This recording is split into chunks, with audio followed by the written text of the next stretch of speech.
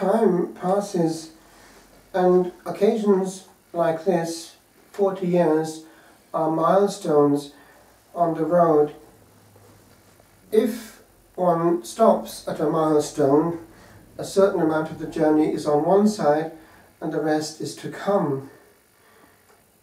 It's rather like a voyage in the TARDIS with Doctor Who. When an occasion like this comes, we relive the graces and the memories, do we not? It's the same at ordination. It's the same, to some extent, at a birthday. It can be the same also in a retreat or during the Easter Triduum. Blessed Paul VI one day was very saddened.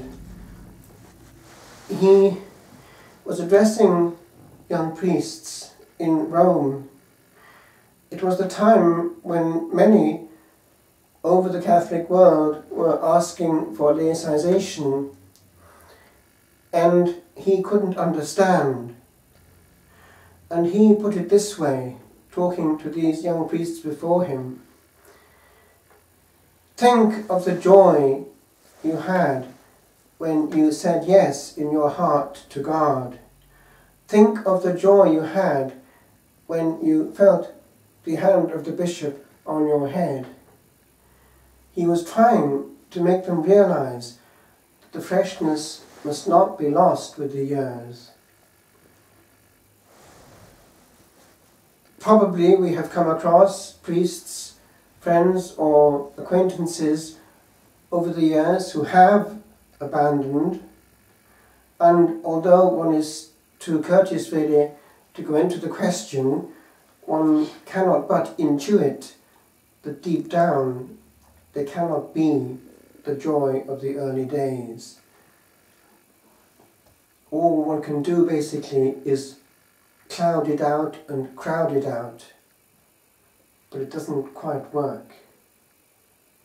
In parallel, something of that needs to be recuperated also in the sacred bond of matrimony. A priest, as you know, is in contact with pain much of his priestly life, pain in hearing problems, and a high percentage are bound to be problems in that state. Any priest will tell you that marriage is not what officially it is made out to be, even in good marriages, so-called. If one starts to scratch, one hears, oh, lots of unknown quantities. And so it is that the priest is the one that the people can actually turn to, because it won't go any further. But how much pain there is in there. Precisely because that freshness was lost, that delicacy was lost, and in its place became, if you like, a situation of cohabitation, of physical proximity, but souls kilometers apart. Physical intimacy is not true intimacy. It has to be the expression of the soul. And if that soul is not in intimacy, it's a lie, and it can hurt. And what happens?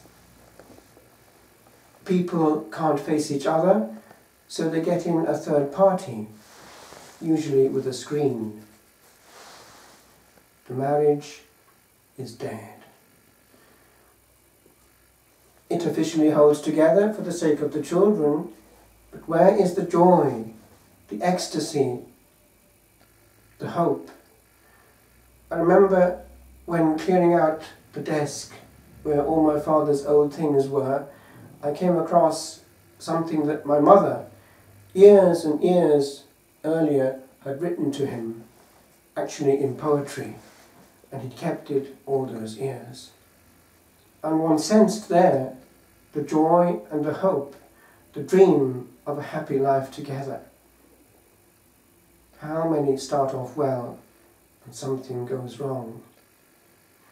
You are blessed to have been married in a situation where, relatively speaking, there was less danger.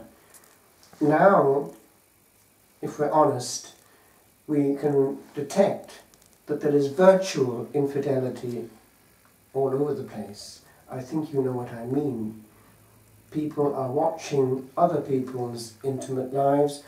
Their own spouses intuit that they're watching naughty things because the privacy of a computer or even a smartphone is all very discreet. No one else can see, but the wife can intuit, and it's hurtful.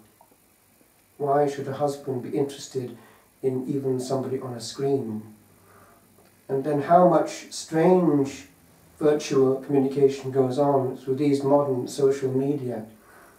It can also be a form of adultery, at least in the soul. All that is what is out there, nourished and hyped up by the many soaps who present the norm of infidelity. That's what marriage is up against in our day. Transpose that to the priesthood. The mentality of ad experimentum is not absent sometimes. People start in the seminary and go away. People start in the priesthood and go away. Stability is not always what it used to be. So on this day, we give thanks. On this day, we praise God. But on this day also, we ask ourselves, am I faithful to the first grace? It applies in ordination. It applies in any delicacy with the Lord Himself. The Lord wants us always to be as fresh now as we were when we once said yes. There is an element of marriage between the soul and God, and that has to be cultivated with that same delicacy. It can't happen unless we give quality time. Contemplation, not just vocal prayer. It can be a means of doing our duty and not actually meeting. As between husband and wife, quality time means risking being alone with no third party. So too with Jesus. If we're on the road to intimacy, we need to take measures to make sure we don't avoid the danger of meeting God eye to eye.